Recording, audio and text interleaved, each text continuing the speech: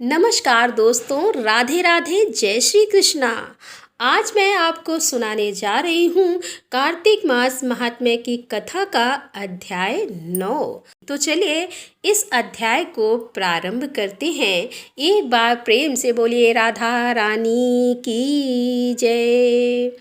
राजा पृथु ने कहा कि हे मुनि श्रेष्ठ नारद जी, आपने कार्तिक माह के व्रत में जो तुलसी की जड़ में भगवान विष्णु का निवास बताकर उस स्थान की मिट्टी की पूजा करना बतलाया है, अतः मैं श्री तुलसी जी के महात्म्य को सुनना चाहता हूँ। तुलसी जी कहाँ और किस प्रकार उत्पन्न हुई, यह बताने की कृपा करें। नारद जी बोले कि हे राजन, अब आप तुलसी जी की महत्ता तथा उनके जन्म का प्राचीन इतिहास ध्यानपूर्वक से सुनिए। एक बार देवगुरु बृहस्पति और देवराज इंद्र भगवान शंकर का दर्शन करने कैलाश पर्वत की ओर चले।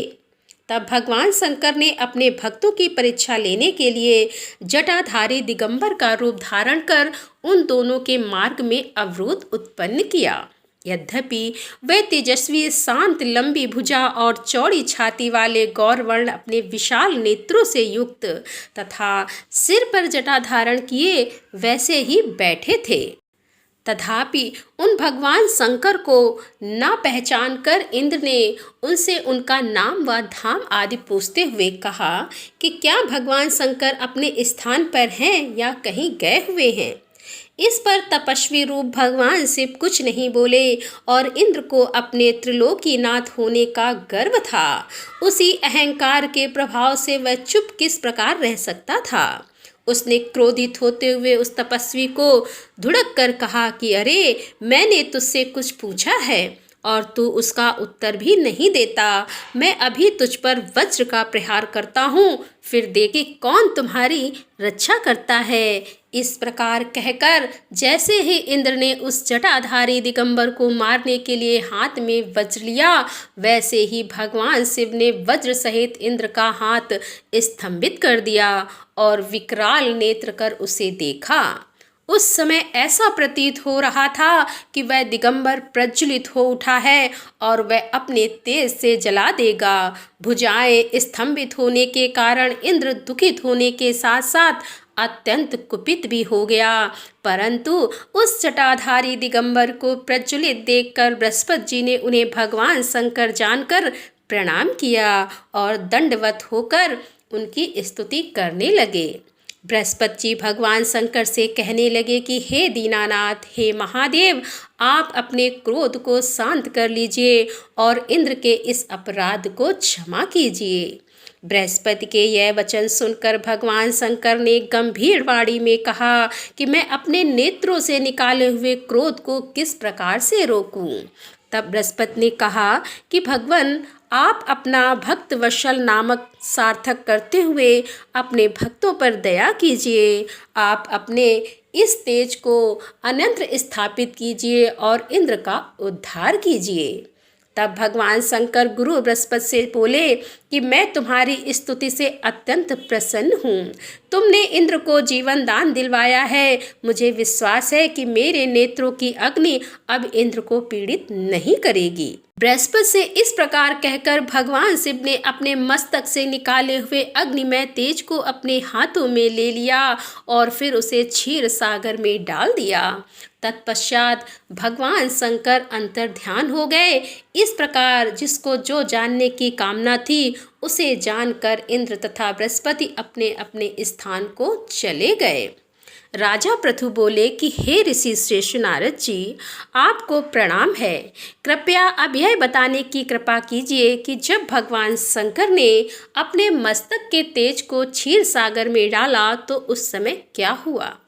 नारद जी बोले कि हे राजन, जब भगवान शंकर ने अपना वह तेज क्षीर सागर में डाल दिया तो उस समय वह शीघ्र ही बालक होकर सागर के संगम पर बैठकर संसार को भय देने वाला रुदन करने लगा। उसके रुदन से संपूर्ण जगत व्याकुल हो उठा और लोकपाल भी व्याकुल हो गए। चराचर चलायमान हो गया। शंकर सुवन के रुदन से संपूर्ण ब्रह्मांड व्याकुल हो गया। यह देखकर सभी देवता और ऋषि मुनि व्याकुल होकर ब्रह्मा जी की शरण में गए और उन्हें प्रणाम कर उनकी स्तुति करने लगे। उन सभी ने ब्रह्मा जी से कहा कि हे पितामह, यह तो बहुत ही विकट परिस्थिति उत्पन्न हो गई है। हे महायोगिन, इसको नष्ट कीजिए। देवताओं के मुख से इस प्रकार सुनकर ब्रह्मा जी सत्यलोक से उतरकर उस बालक को देखने के लिए सागर तट पर आए। सागर ने ब्रह्मा जी को आता देखकर उन्हें प्रणाम किया और बालक को उठाकर उनकी गोद में दे दिया। और आश्चर्यचकित होते हुए ब्रह्मा जी ने पूछा कि हे सागर, यह बालक किसका है? शीघ्रता पूर्वक कहो। सागर विनम्रतापूर्वक बोला कि हे प्रभु, ये तो मुझे ज्ञात नहीं है, परंतु मैं इतना अवश्य जानता हूँ कि यह गंगा सागर के संगम पर प्रकट हुआ है। इसीलिए हे जगत गुरु, आप इस बालक का जात कर्म आदि संस्कार करके इसका जातक फल बताइए। नारद जी राजा पृथु से बोले कि सागर ब्रह्मा जी के गले में हाथ डालकर बार बार उनका आकर्षक कर रहा था। फिर तो उसने ब्रह्मा जी का गला इतनी जोर से पकड़ लिया कि उससे पीड़ित होकर ब्रह्मा जी की आंखों से अश्रु टपकने लगे। ब्रह्मा जी ने अपने दोनों हाथों का जोर लगाकर किसी प्रकार सागर से अपना गला छुड़वाया और सागर से कहा कि हे सागर, सुनो, मैं तुम्हारे इस पुत्र का जातक फल कहता हूँ। मेरे नेत्रों से जो यह जल निकला है, इस कारण इसका नाम जलंधर होगा और उत्पन्न होते ही यह तरुणावस्था को प्राप्त हो गया है। इसीलिए यह सब शास्त्रों का पारगामी, महापराक्रमी और महावीर, बलशाली, महायोद्धा और रण में विजय प्राप्त करने वाला होगा।